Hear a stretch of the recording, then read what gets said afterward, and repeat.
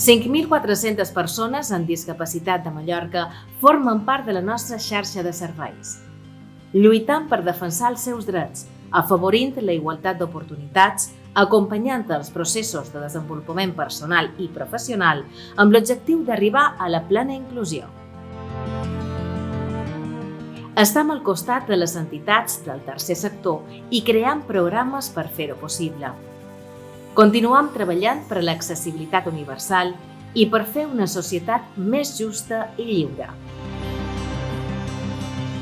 Perquè per a l'IMAS, cada persona importa.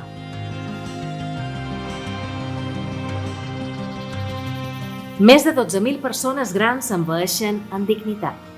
Treballem per millorar la seva qualitat de vida i també la de les seves famílies mitjançant el servei d'atenció domiciliària, les residències, centres de dia, llars socioculturals i a través del servei de promoció de l'autonomia.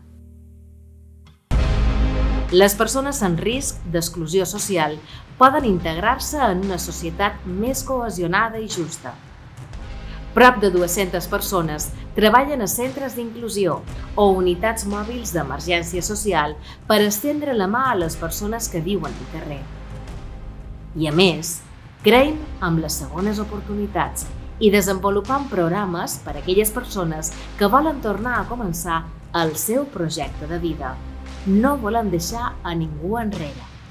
En un any, hem atès més de 4.500 persones que es troben en risc o situació d'exclusió. Som pioners oferint una llar a persones que no tenen sostre i els acompanyem en el procés d'adaptació i reeducació social. Més de 1.700 infants i adolescents de Mallorca viuen en una situació de risc social. Fomentam el seu creixement en un entorn normalitzat gràcies al programa d'acolliment familiar.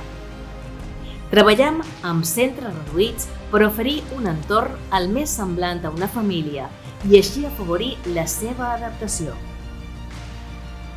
Volem escoltar les necessitats i preocupacions de nens i joves i per això fem feina amb el Consell de la Infància i l'Adolescència. Ho hem fet sempre i encara amb més energia durant els mesos de pandèmia.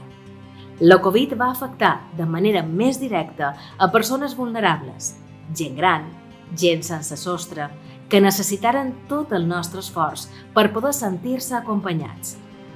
Vàrem estar a prop d'ells per cuidar-los, ajudar-los, consolar quan la por goitava i fer riure quan no hi havia ganes. Aquest va ser el nostre gran objectiu i amb el que treballàrem les més de 2.000 persones que formam la família de l'IMAS.